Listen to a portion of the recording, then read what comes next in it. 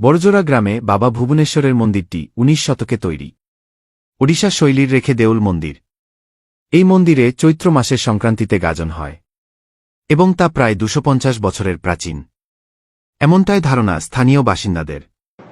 এখানে গাজন ২ দিন, দিন গাজন এবং রাত গাজন।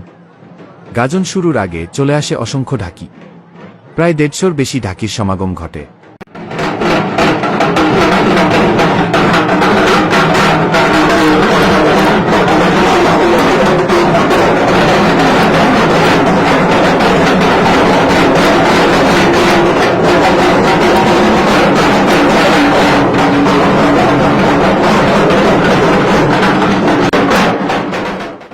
আর এই ঢাকের শব্দ দিয়েই গাজন শুরু বাবা ভুবনেশ্বরের মন্দিরে।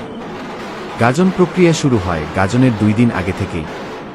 এই ২ দিন মন্দির থেকে বিকালে পাট বের হয়। প্রথম দিন নিয়ে যাওয়া হয় মণ্ডল পুকুরে, সেখানে স্নান করিয়ে মন্দিরে সন্ধ্যায় ফেরত আসে। তারপর দিন নিয়ে যাওয়া হয় ১০-এর বাদ পুকুরে। এই ২ দিনের মধ্যে ভক্তরা বার কামান সেরে নেয়, অর্থাৎ নখ, চুল, দাড়ি কেটে নেয়। এখানে ভক্তাকে বলে ভক্তে। এখানে ভক্তের সংখ্যা হল প্রায় ১৮০ জনের মতো এবং প্রতি বছরই কিছু কিছু করে ভক্তের সংখ্যা বাড়তে থাকে।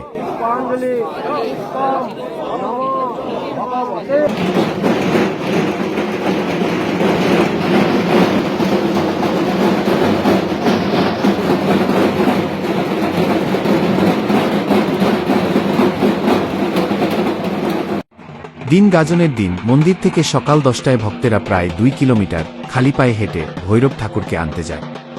ভৈরব থানটি বাঁকুড়া বড়জোড়া রোডের কাছে একটি তেঁতুল গাছের তলায়।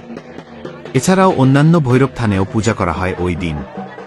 সিঁদুরে বুড়ির থানে ভৈরব এনে পুজো করা হয়।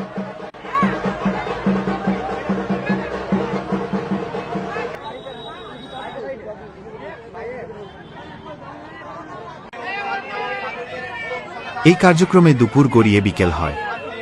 এমন সময় ভক্তেরা নাচতে নাচতে ভুবনেশ্বরের মন্দিরে ফেরে। এই শোভাযাত্রায় কেউ শিব সাজে, কেউ বা সাজে বাবা লোকনাথ। এছাড়া ছৌ নাচের দল থাকে।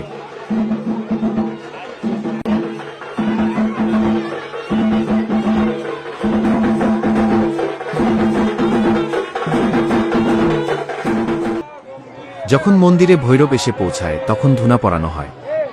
যারা মানসিক করে তারাই ধুনা পোড়ায়। এই দিন সন্ধ্যাবেলাও পাট স্নান করানো হয়। এই দিন স্নান করানো হয় শিকল পুকুরে। রাত গাজন শুরু হয় পরদিন রাত ১০টা থেকে। এদিন চৈত্র সংক্রান্ত। এদিন পাট কাঁধে নিয়ে ভক্তেরা ২ কিলোমিটার দূরে মণ্ডল পুকুরে নিয়ে যায়। সেখানে ভক্তেরা স্নান করে শুদ্ধ হয়ে পাটের পুজো করে।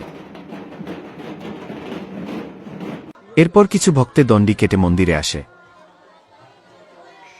কিছু ভক্তে অগ্নিবাণ নিয়ে আসে। অগ্নিবাণ হল পিঠে বাণ ফুরে, অর্থাৎ সরু লোহার দণ্ড ফুরে। সেই লোহার দণ্ডের দুপ্রান্তে তেলে ভেজানো কাপড় জড়ানো থাকে, তাতে আগুন জ্বালিয়ে দেওয়া হয়। এই শোভাযাত্রায় থাকে গাড়িবাণ, অর্থাৎ ২টি গরুর গাড়ির মাঝে বাঁশ বেঁধে এক ভক্তকে উল্টো ঝোলানো হয়। তাতে পা বাঁধা থাকে গাড়ির মাঝের বাঁশে, আর মাথা থাকে আগুনের ওপর। আর পাশে থাকা ২ ভক্তে উল্টো ঝোলানো ভক্তকে দোলাতে থাকে। উল্টো ঝোলা অবস্থায় ভক্তে মাথার সামনে থাকা আগুনে ফুল দিয়ে পুজো করে। তবে সবচেয়ে আকর্ষণীয় ধামাত কন্যা। এটি সবার শেষে আসে। পাটের ওপর একজন ভক্তে শুয়ে থাকে। তার উপর একজন ব্রাহ্মণ দাঁড়িয়ে থাকে। তারপর পাটটিকে বাঁশে বেঁধে কাঁধে করে নিয়ে আসে। পাটের ওপর শুয়ে আসে প্রধান ভক্তা। এখানে প্রধান ভক্তাকে দিয়াসী বলে। ধামাতকন্যা যে ব্রাহ্মণ হন তারা বংশ পরম্পরায় হয়ে আসছেন। ধামাতকন্যা মন্দিরে ফিরলে তারপর দিয়াসী শ্মশানে যায়। সেখান থেকে এক টুকরো হাড় সংগ্রহ করে আনে। মন্দিরে এসে কিছু কাঠে আগুন দেওয়া হয়। হাড়টিকে সেই আগুনে পোড়ানো হয়। তারপর সেই দগ্ধ হাড়টিকে মন্দিরের ভিতরে নিয়ে গিয়ে রাখা হয়। তারপর মন্দিরের দরজা জানালা বন্ধ করে দেওয়া হয়। কেবলমাত্র ভেতরে একজন পুরোহিত থাকেন। বলা হয় পুরোহিত ভূত জাগাচ্ছেন। এই ভূত সারা বছর মন্দিরের থাকবে এবং গোটা বছর মন্দির তথা গ্রামকে রক্ষা করবে। এছাড়াও চলে মন্দিরের নিকটবর্তী মাঠে মেলা, ৫ দিন যাবৎ অনুষ্ঠান ও যাত্রাপালা। এইভাবেই পালিত হয়ে আসছে বাবা ভুবনেশ্বরের মন্দিরে ঐতিহ্যবাহী গাজন উৎসব।